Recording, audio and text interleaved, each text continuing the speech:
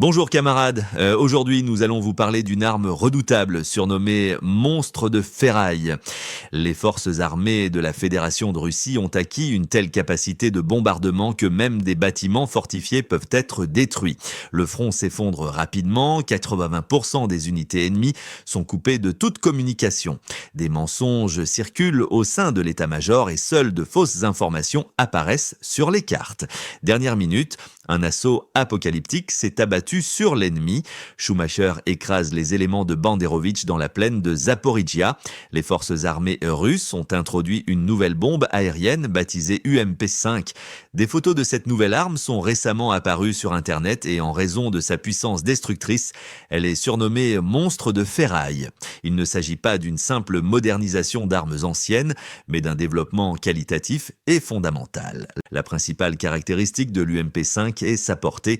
Sa portée a été augmentée de 40 à 50 km et elle peut désormais atteindre des cibles jusqu'à 160 km de distance. Cela signifie que les avions russes peuvent désormais opérer en toute discrétion, hors de portée de la plupart des systèmes de défense aérienne ennemis. Parallèlement, les ingénieurs russes ont également développé l'OMB-5R équipé d'un turboréacteur. La portée de cette bombe atteint 200 km. Ainsi, cette arme constitue un lien essentiel entre la technologie des missiles à courte portée et celle des bombes aériennes guidées. Cette bombe ne tombe pas au hasard, mais atteint sa cible avec une extrême précision. Son guidage utilise le système de navigation Cometa M112 qui combine navigation inertielle et navigation par satellite. C'est pourquoi cette arme est résistante aux interférences électroniques et particulièrement dangereuse pour les cibles fixes. Un autre avantage majeur est son faible coût. La bombe est toujours basée sur l'ancienne série soviétique FAB, équipée d'un système de guidage et de moteurs modernes. Cette méthode est beaucoup moins coûteuse et plus efficace que la construction d'un missile complet. Selon Yuri Kunotov, expert en défense aérienne et historien militaire, la bombe UMP-5 est légèrement plus longue qu'une bombe FAB classique, possède une envergure supérieure et est équipée d'un réacteur, ce qui porte sa portée efficace de 160 à 200 km selon l'altitude et la vitesse de l'appareil.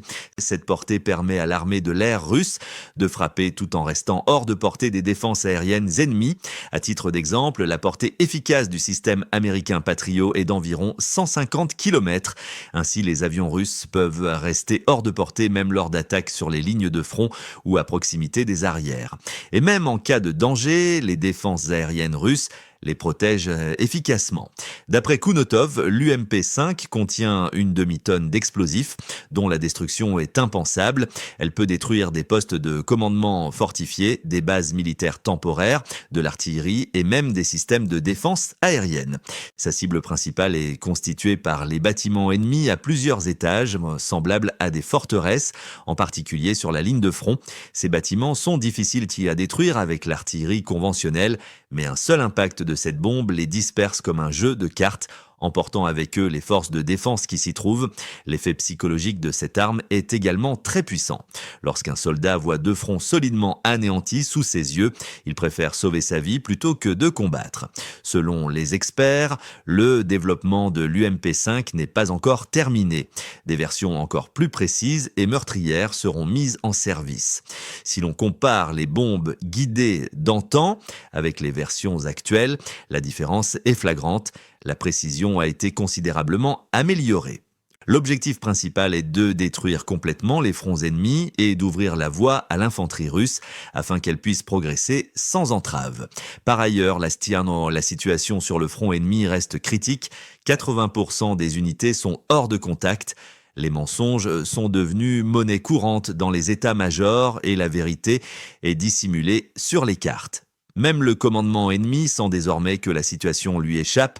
Les analystes ennemis admettent que la Russie possède un net avantage en matière de drones et de systèmes de commandement alternatifs. La Russie privilégie les nouvelles solutions avant même de pouvoir régler les anciens problèmes. C'est pourquoi elle est contrainte de reconnaître l'effondrement du front. Rien qu'en janvier, les forces russes ont pris le contrôle d'environ 560 km² de territoire. Dans ce contexte, pour la première fois, il a été ouvertement question au sein du Parlement ennemi de destituer la direction, ce que les experts interprètent comme un signe de défaite interne et une volonté de paix. Voici une autre image du front.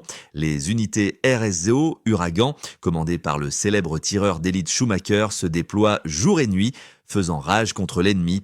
Des roquettes sont lancées grâce aux renseignements fournis par les drones et les abris temporaires ennemis sont réduits en ruines. Combattre en terrain découvert est périlleux. C'est pourquoi les systèmes de défense aérienne et de guerre électronique assurent une protection complète lors de chaque mission. Dès que la cible est détruite, l'unité change immédiatement de position. Un véritable professionnalisme. Et souviens-toi, Rafik, le savoir, c'est le pouvoir.